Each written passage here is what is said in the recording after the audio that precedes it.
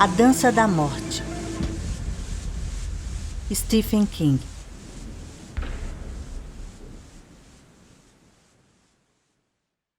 Capítulo 41. Larry acordou às 8h30 para a luz do sol e o som dos pássaros. Ambos o extasiavam. Todas as manhãs, desde que havia deixado Nova York, a luz do sol e o som dos pássaros. E como uma atração adicional, um brinde inteiramente grátis, se preferir, o ar cheirando limpo e fresco. Até mesmo Rita notara isso. Ele continuava pensando. Bem, está indo tão bem quanto se poderia desejar. Mas continuava ficando melhor. Ficava melhor até você começar a pensar no que andaram fazendo com o planeta. E isso o fazia imaginar se era o modo como o ar sempre cheirava nos estados lá de cima, como Minnesota e Oregon, e na encosta ocidental das montanhas rochosas. Deitado na sua metade do saco de dormir duplo, sob o teto de lona abaixo da barraca para dois que acrescentaram ao seu kit de viagem Pasek, na manhã de 2 de julho, Larry se lembrou de como Al Spillman, um dos Tethered Remnants, tentara convencê-lo a seguir numa viagem de camping com ele e outros 2 ou 3 caras. Eles estavam indo para o leste, com parada em Las Vegas por uma noite. Depois seguiram até um lugar chamado Loveland, Colorado. Iam acampar por cerca de 5 dias nas montanhas acima de Loveland. Você pode deixar para John Denver toda essa merda de altitude das rochosas. Larry tinha zombado.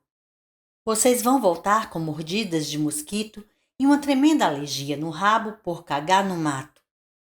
Agora, se mudarem de ideia e decidirem acampar no Dunes de Las Vegas por 5 dias, me deem um toque. Mas talvez tivesse sido igual a isso agora.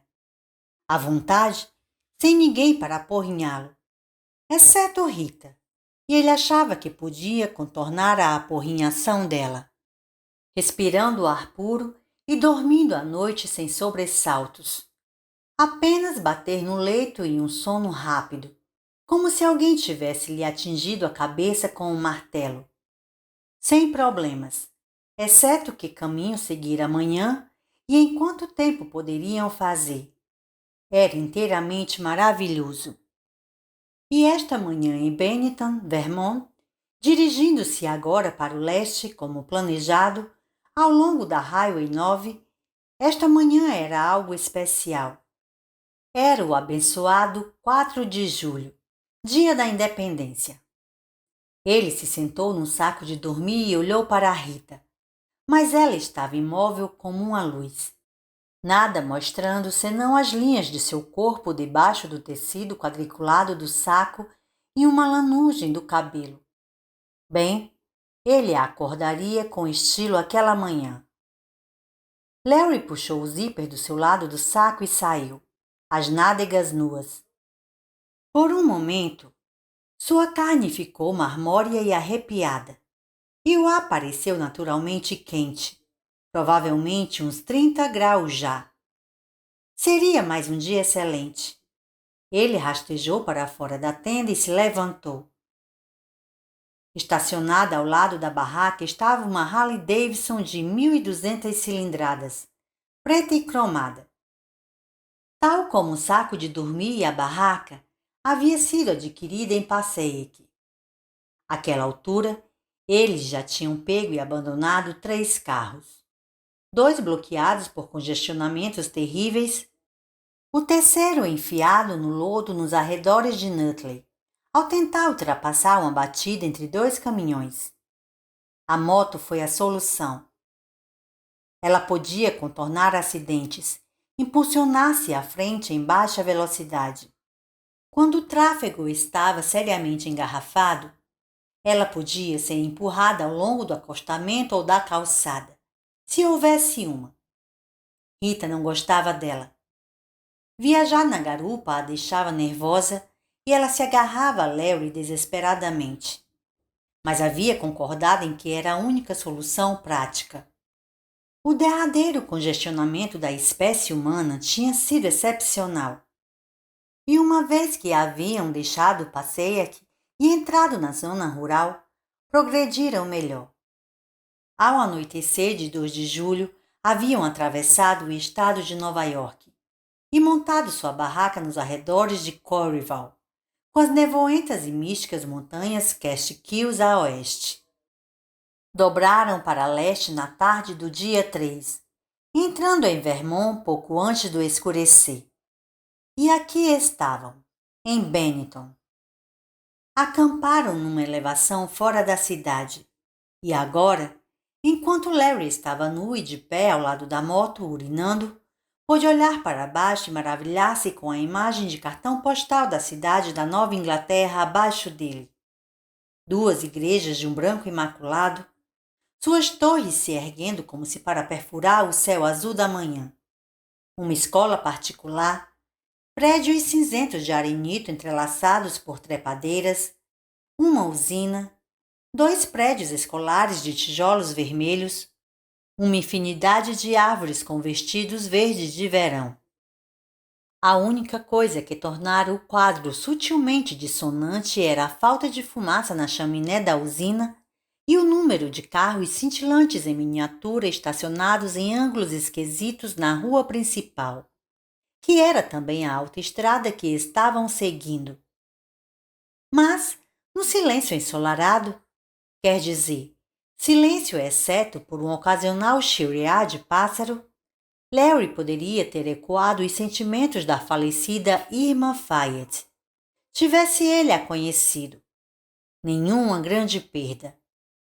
Só que hoje era o 4 de julho e supunha que ainda era um americano. Ele picarreou, cuspiu e cantarolou um pouco para encontrar o seu tom. Inspirou, muito consciente da leve brisa matinal em seu peito e nádegas nus, e irrompeu numa canção. Ah, diga se pode ver, a primeira luz da aurora. O que tão orgulhosamente saudamos? Ao último brilho do crepúsculo? E cantou a canção inteira, virada para Bennington, fazendo movimentos da pelvis um tanto burlescos no final, porque a esta altura Rita estaria de pé junto à barraca, sorrindo para ele. Ele terminou com uma saudação vigorosa ao prédio que supunha ser o tribunal de Bennington. Depois se virou, achando que a melhor maneira de iniciar mais um ano de independência dos bons e velhos Estados Unidos da América seria com uma foda totalmente patriótica. Larry Underwood, rapaz patriota, deseja-lhes um muito bom dia. Mas a aba da barraca ainda estava fechada e ele sentiu de novo uma irritação momentânea com Rita. Abriu a barraca resolutamente. Ela não conseguia ficar no seu comprimento de onda o tempo todo. Isso é tudo. Quando você pode reconhecer e lidar com isso, estava a caminho de um relacionamento adulto. Ele vinha se esforçando de verdade com Rita desde aquela experiência angustiante no túnel e achava que havia se saído muito bem. Era preciso se colocar no lugar dela. A coisa se resumia nisso. Ele tinha de reconhecer que ela era um bocado mais velha. Acostumara-se a ter as coisas da maneira dela na maior parte de sua vida. Era natural para ela ter um processo mais difícil de adaptação a um mundo que virara de cabeça para baixo. Os comprimidos, por exemplo. Ele não se enchera de satisfação ao descobrir que Rita havia trazido toda a porra da sua farmácia junto com ela, num pote de geleia com tampa de rosca. Moderadores de apetite, quaaludes, analgésicos e algumas outras coisas que ela chamava de meus pequenos levanta-astral. Os pequenos levanta-astral eram vermelhos. 3 daqueles comprimidos com uma dose de tequila e você iria dançar e sapatear o dia inteiro. Ele não gostava disso porque muitos saltos e baixos e variações de humor em uma pessoa significavam um peso nas suas costas. Um peso mais ou menos do volume do King Kong.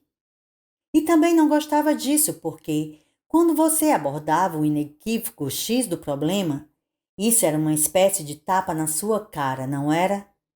O que a deixava nervosa, porque ela teria dificuldades em dormir à noite. Ele certamente não tinha. E ele não estava cuidando dela? Larry podia espalhar aos 4 ventos que estava. Voltou para a barraca, depois hesitou por um momento. Talvez devesse deixá-la dormir. Talvez ela estivesse esgotada. Mas baixou a vista para o velho companheiro e parecia que o velho companheiro não queria deixar ela dormir mais. Cantar aquela paródia do hino norte-americano o deixara aceso de novo. Portanto, Larry descerrou a aba da barraca e rastejou para dentro. Rita?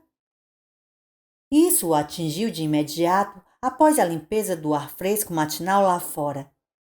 Ele devia ter estado muito sonolento antes para não ter percebido.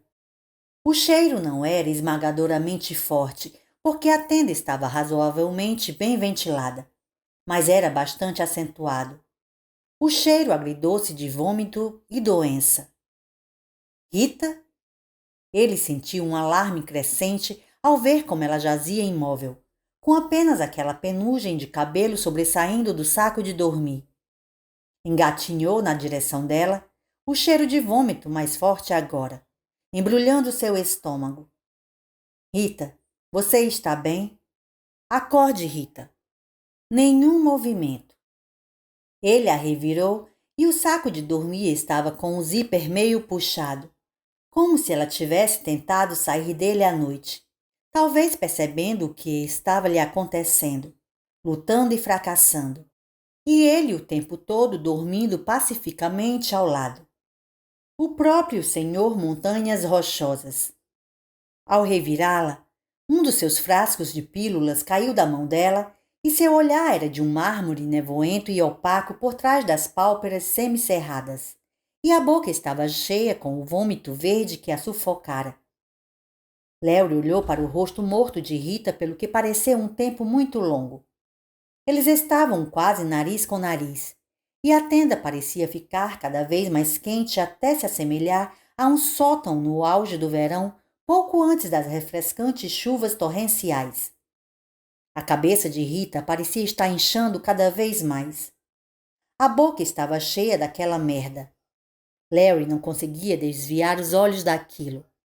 A pergunta que percorria seu cérebro como um coelho mecânico numa pista de corrida de cães era: por quanto tempo estive dormindo junto dela após ter morrido? Repulsivo, cara. Repulsivo. A paralisia arrefeceu e Larry cambaleou para fora dali, ralando os joelhos quando eles saíram do chão acolchoado para a terra nua. Achou que ele próprio ia vomitar e combateu a sensação, desejando que não acontecesse, pois odiava vomitar mais do que qualquer outra coisa. E então pensou: mas eu estava voltando para cá a fim de foder com ela, porra. E tudo resultou num esforço inútil e ele rastejou para fora daquela confusão sufocante, chorando e odiando o gosto ruim em sua boca e seu nariz. Pensou nela durante a maior parte da manhã. Sentia algum alívio por Rita ter morrido. Um grande alívio, para ser franco. Jamais contaria isso a alguém. Confirmava tudo que sua mãe dissera sobre ele. E também o Wayne Stucker. E mesmo a idiota daquela higienista oral do apartamento perto da Universidade Fordham. Larry Underwood, o exibicionista imoral de Fordham. Eu não sou um cara legal. Proferiu em voz alta e se sentiu melhor depois de dizer isso. Tornou-se mais fácil contar a verdade, que era a coisa mais importante. Ele fizera um acordo consigo. Em qualquer recesso do subconsciente onde os poderes por trás do trono agiam e negociavam, de que cuidaria dela? Talvez não fosse um cara legal, mas também não era nenhum assassino. E o que fizera no túnel chegara bem perto de tentativa de assassinato. Portanto, ia cuidar dela. Não gritaria com ela, não importa o quanto ficasse puto às vezes. Como quando ela se agarrava a ele com seu aperto Kansas City, patenteado ao montarem na moto. Não iria à loucura por mais que ela o retardasse ou por mais idiota que fosse a respeito de certas coisas. Na penúltima noite, ela pôs uma lata de ervilhas nas brasas da fogueira sem fazer um furo no topo. E Larry teve que pescá-la toda queimada e estofada. Cerca de 3 segundos antes que estourasse como uma bomba. Talvez os cegando com estilhaços voadores de uma granada de latão. Mas ele havia lhe dado uma bronca? Não, não havia. Só fizeram uma leve gozação e deixara passar. O mesmo se deu com os comprimidos. Tinha imaginado que os comprimidos fossem problema dela. Talvez você devesse ter discutido isso com ela. Talvez Rita desejasse que eu fizesse. Isso não era a porra de uma audiência conciliatória. Disse em voz alta. Era sobrevivência. E ela não tinha sido capaz de deixar os comprimidos para trás. Talvez ela já soubesse disso, desde aquele dia no Central Park, quando dispararam um tiro descuidado no Cinamomo com um 32 de aspecto barato que poderia ter explodido na mão dela. Talvez, merda, disse Larry furioso. Levou o cantil à boca, mas estava vazio e ele ainda sentia na língua aquele travo viscoso. Talvez houvesse gente como Rita em todo o país. A gripe não havia poupado apenas sobreviventes natos. Por que diabos pouparia? Neste exato momento, em algum lugar do país, deveria haver um rapaz em condições físicas perfeitas, imune à gripe, mas morrendo de amidalite. Como Hen Youngman poderia ter dito? Ei, gente, consegui 1 milhão deles. Larry estava sentado em um mirante pavimentado bem à beira da alta estrada. A paisagem de Vermont, estendendo-se para Nova York na névoa dourada da manhã, era de tirar o fôlego. Um letreiro anunciava que este lugar chamava-se Ponto dos 20 quilômetros. Na verdade, Larry achava que podia avistar um bocado além de 20 quilômetros. Um dia claro podia-se enxergar infinitamente. No lado mais afastado do mirante havia um muro de pedra à altura do joelho. As rochas unidas com cimento e algumas garrafas de cerveja quebradas. E também uma camisinha usada. Ele supôs que adolescentes costumavam ir até lá ao crepúsculo para ver as luzes se acendendo na cidade logo abaixo. Primeiro eles entravam em êxtase, depois trepavam. Uma fodelança total, costumavam dizer. Por que ele estava se sentindo tão deprimido então? Estava faltando a verdade, não estava? Sim.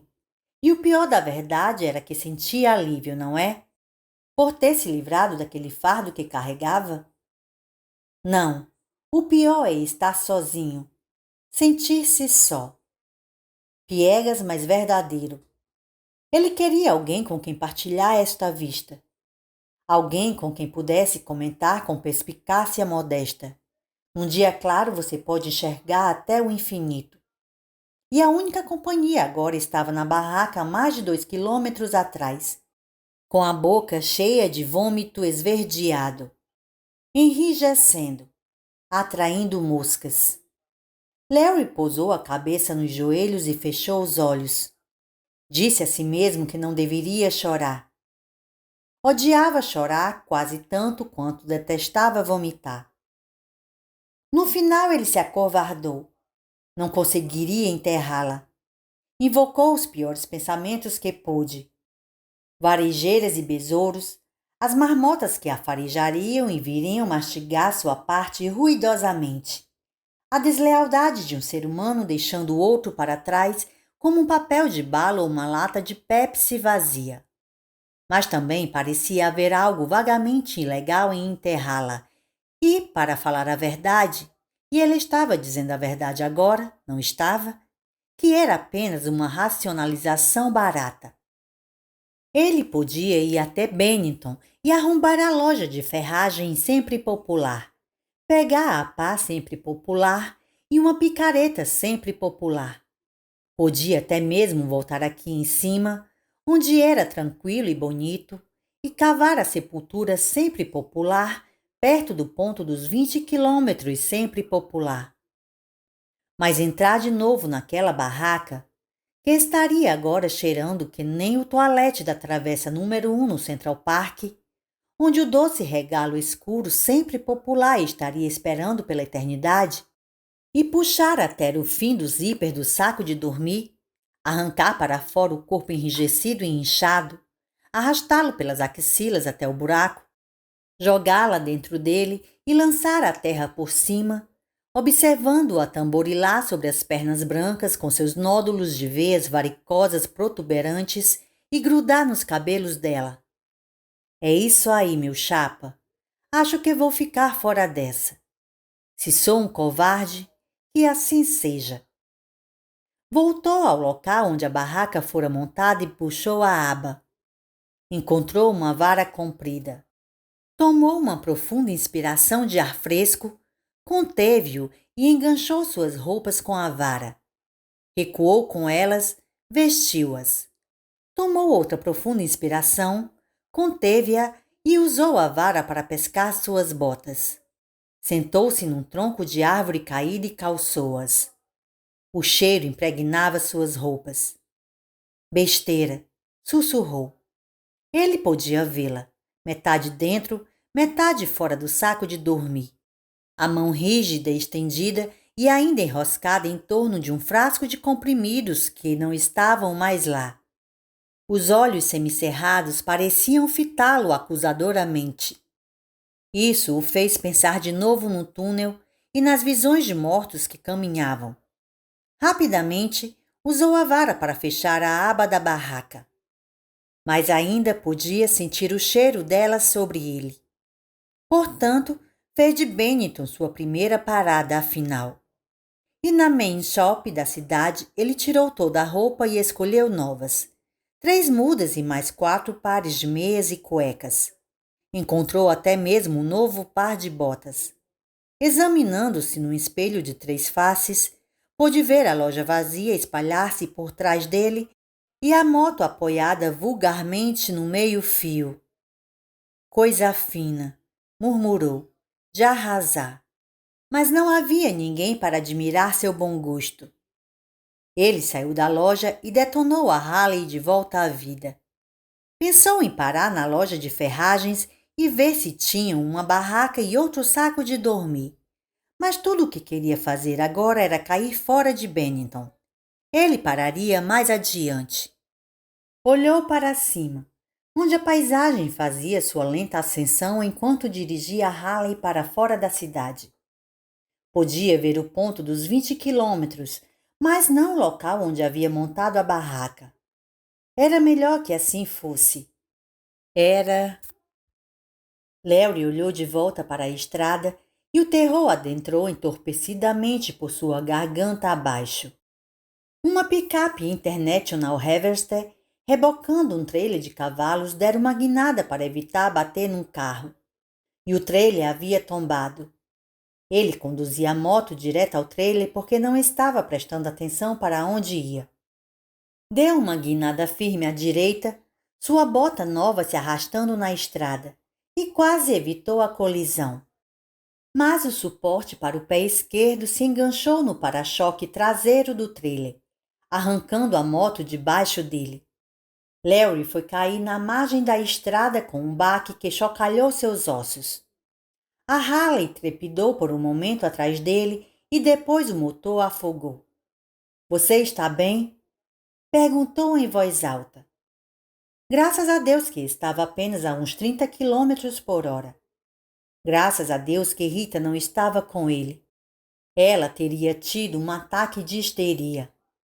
Claro que se Rita estivesse junto, ele não teria ficado olhando para o alto para começar. Ele teria dado conta do recado para os que apreciam o cubismo. Estou bem, respondeu a si mesmo, embora não muito convicto. Sentou-se. O silêncio se assentou sobre ele como acontecia de tempos em tempos. O silêncio era tanto que se pensasse a respeito acabaria louco.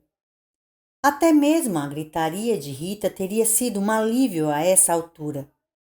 Tudo pareceu subitamente repleto de bruxuleios brilhantes, e com um repentino horror ele pensou que fosse desmaiar. Pensou, estou realmente ferido. Vou perceber em apenas um minuto. Quando o choque passar, é quando vou perceber. Estou gravemente quebrado ou algo assim. E quem é que vai aplicar um torniquete? Mas quando o instante de desfalecimento passou, olhou para si mesmo e achou que provavelmente estava bem afinal. Havia cortado ambas as mãos e sua calça nova se rasgara no joelho direito. O joelho também sofrera um corte, mas eram apenas escoriações e, que porra, ele tinha saído no lucro. Qualquer um podia cair da própria moto. Acontece com todo mundo de vez em quando. Mas ele sabia qual era o lucro. Podia ter batido de cabeça e fraturado o crânio, e aí ficaria jazendo sob o sol quente até morrer. Ou sufocado até a morte no seu próprio vômito, como acontecera com uma certa amiga dele recém-falecida. Caminhou trôpego até a Harley e a pôs de pé. Não parecia estar muito danificada, mas tinha agora um jeito diferente. Antes, não passara de uma máquina. Uma máquina encantada que podia servir ao duplo propósito de transportá-lo e fazê-lo sentir-se como James Dean ou Jack Nicholson em Demônios sobre Rodas. Mas agora o seu cromado parecia sorrir para ele como um apresentador de espetáculo mambembe, parecendo convidá-lo a subir nela e provar que era homem o bastante para cavalgar um monstro de 2 rodas. A Harley deu partida na terceira pisada e se afastou de Benetton a não mais que a velocidade de passeio. Larry usava braceletes de suor frio e, de súbito, desejou desesperadamente, como nunca antes em sua vida, ver outro rosto humano. Mas não viu nenhum naquele dia. À tarde, decidiu acelerar um pouco, mas não podia forçar-se a torcer mais o acelerador de mão assim que a agulha do velocímetro alcançava 30 quilômetros por hora, nem mesmo se visse que a estrada estava desimpedida à frente. Havia uma loja de motos e materiais esportivos nos arredores de Wilmington. Ele parou lá e pegou um saco de dormir, algumas luvas grossas e um capacete. E mesmo usando o capacete, não ousou seguir mais rápido que 40 quilômetros por hora. Nas esquinas sem visibilidade ele reduzia, até que se via empurrando a enorme moto para atravessar. Às 5 horas, enquanto se aproximava de Brattleboro, a luz de superaquecimento da Harley acendeu. Larry a estacionou e a desligou com sentimentos mistos de alívio e desagrado. Você poderia muito bem tê-la empurrado, disse ele. É nisso que dá a correr a 90, seu babaca. Deixou a moto ali e caminhou pela cidade, sem saber se voltaria para buscá-la. Dormiu no parque municipal, debaixo do abrigo parcial da concha acústica. Deitou-se tão logo escureceu e caiu no sono instantaneamente. Pouco depois, acordou sobressaltado com um barulho. Consultou o relógio. As linhas finas de rádio no mostrador apontavam 11h20. Apoiou-se num cotovelo e olhou na escuridão, sentindo que a concha acústica se avultava em torno dele, lamentando a falta da pequena barraca que mantivera seu corpo aquecido. Aquela pequena lona tinha sido um útero e tanto. Se tivesse havido um barulho, ele já se fora agora. Até mesmo os grilos caíram em silêncio. Isso estava certo? Poderia estar certo? Tem alguém aí? Chamou Larry e o som da própria voz o assustou. Ele tateou pelo rifle e, por um momento de pânico longo e crescente, não conseguiu encontrá-lo. Quando o fez, apertou o gatilho sem pensar, tal como um homem se afogando no oceano apertaria um salva-vidas arremessado. Se o rifle não estivesse travado, ele o teria disparado, possivelmente contra si mesmo. Havia alguma coisa no silêncio, tinha certeza. Talvez uma pessoa, talvez um animal enorme e perigoso. Claro que uma pessoa também poderia ser perigosa. Uma pessoa como aquela que esfaqueara repetidamente o pobre pregador de monstros. Ou como John Beresford Tipton, que tinha lhe oferecido 1 milhão em espécie pelo uso de sua mulher. Quem é? Larry tinha uma lanterna na mochila, mas para pegá-la teria de pôr de lado o rifle que estava atravessado no colo. Além disso, ele queria realmente ver quem era.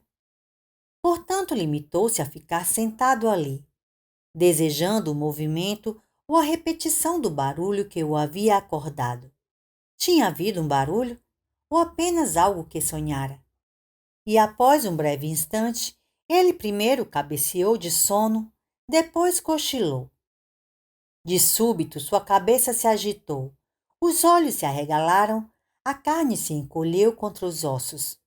Agora havia um barulho, e se a noite não estivesse nublada, a meia-lua o teria mostrado. Mas ele não queria ver. Não, definitivamente não queria ver. Ainda assim, inclinou-se à frente, a cabeça empinada, ouvindo o barulho dos saltos das botas empoeiradas se afastando calçada abaixo da rua principal de Brattleboro, Vermont, seguindo para o oeste, se desvanecendo, até que se perdeu no zumbido difuso do ambiente. Larry sentiu uma súbita e louca urgência de se levantar, deixando o saco de dormir deslizar em torno de seus tornozelos para gritar. Volte! Seja lá quem for, eu não me importo. Volte! Mas ele realmente queria emitir tal cheque em branco a favor de estranho? A concha acústica amplificaria seu grito, sua súplica. E se aqueles saltos de botas de fato voltassem, ficando mais altos na quietude onde nem mesmo os grilos cantavam? Em vez de se levantar, ele se deitou e se enroscou em posição fetal com as mãos enroladas em torno do rifle. Não vou dormir de novo esta noite, pensou, mas caiu no sono em 3 minutos e acordou inteiramente convicto, na manhã seguinte, de que tudo aquilo fora um sonho.